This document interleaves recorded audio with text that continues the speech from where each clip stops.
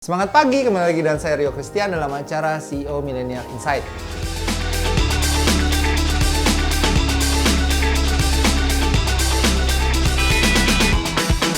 Episode kali ini kita mau bahas sesuatu yang menarik.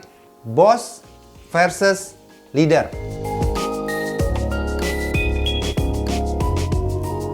Kenapa saya mau ngangkat tema ini menarik menurut saya? Karena seringkali teman-teman dan saya, ya kan, menghadapi situasi untuk bisa menganalisa atasan saya.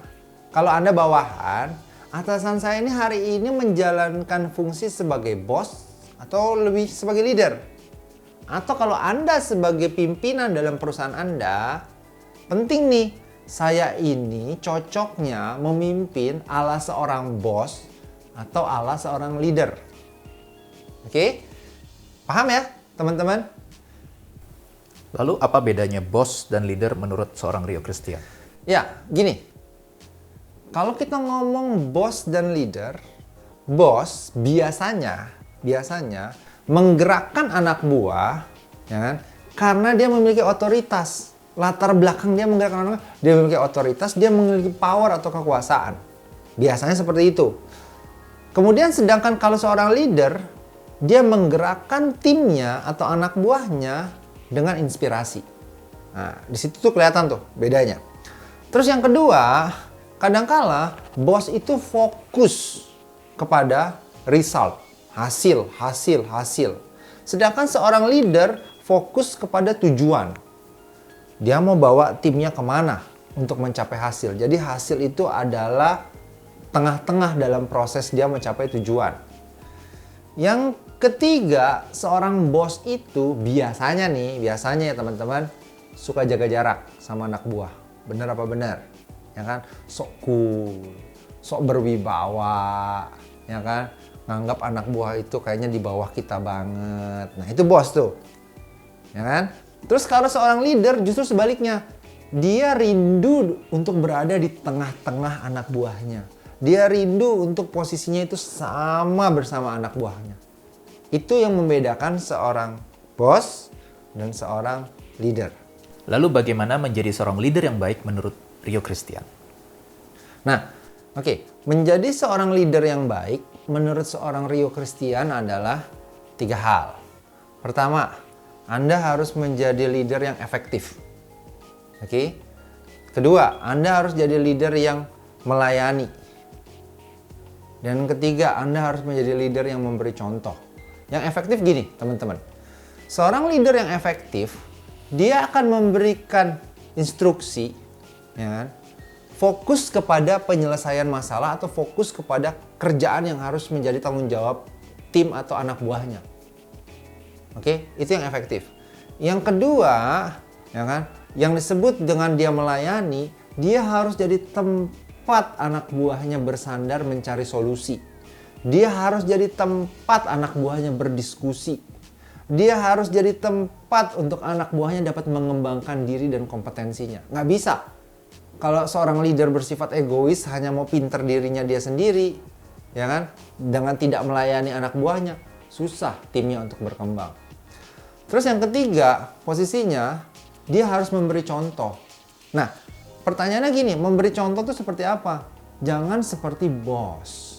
Kalau seorang bos hanya merintah, pokoknya, contoh ke pengalaman hidup saya dalam bersama BPRKAS.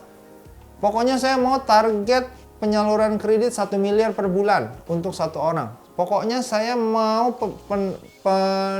menjual produk deposito 1 miliar per bulan. Itu targetnya.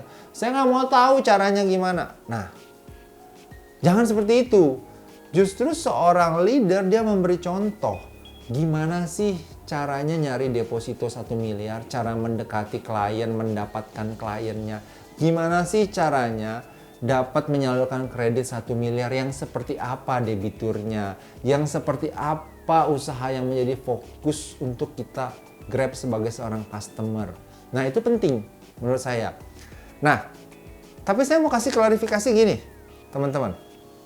Tidak selamanya menjalankan fungsi bos itu semuanya salah. Enggak.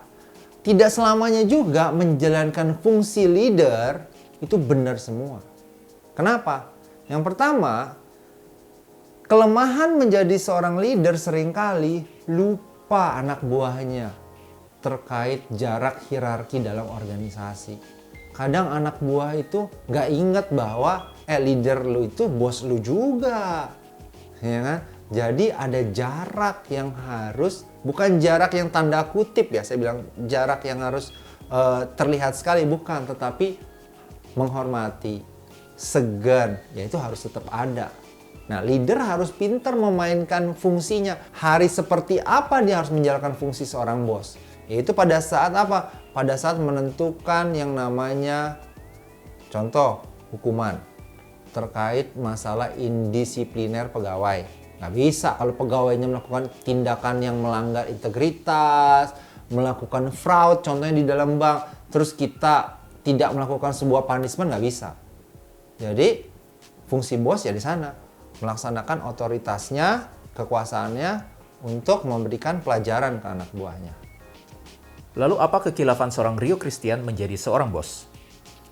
Ya, ini pertanyaan susah banget. Tapi saya jujur, kekhilafan seorang Rio Christian pada saat menjadi seorang bos adalah pada saat Rio Christian mecat anak buahnya. Kenapa saya bilang hari itu khilaf? Karena saya bilang istilahnya saya Rio Christian adalah playing like a god.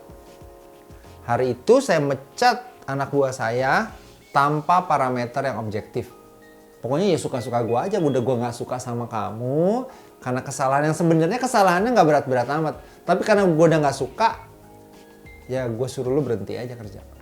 Nah itulah yang menurut gue gak bener lah.